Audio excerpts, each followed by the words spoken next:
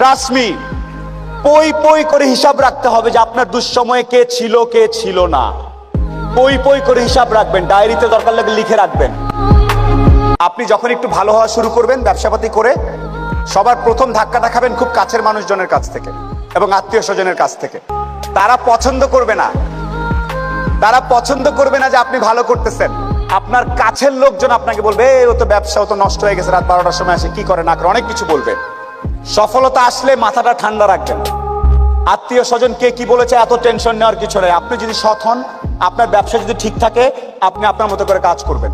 আর সফল হওয়ার সাথে সাথে অনেক দুধের মাছি তৈরি হবে। দোস্ত আমি জানতাম তুই কিন্তু সফল হবে, আয় দোস্ত আয়, বুকে আয়। এই গ্রুপ থেকেও সাবধান। ট্রাস্ট মি, পই পই করে হিসাব রাখতে হবে যে আপনার দুঃসময়ে কে ছিল কে ছিল না। পই পই করে হিসাব রাখবেন, ডায়েরিতে দরকার লাগলে লিখে রাখবেন যে কখন চারানা চেয়েছিলাম, একটা সাপোর্ট চেয়েছিলাম, কে দেয় নাই আর কে দিয়েছে।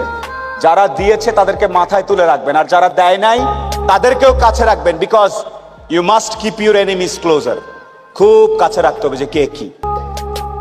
আপনার ভালো অনেকেই দেখতে পারবে না, অনেকেই।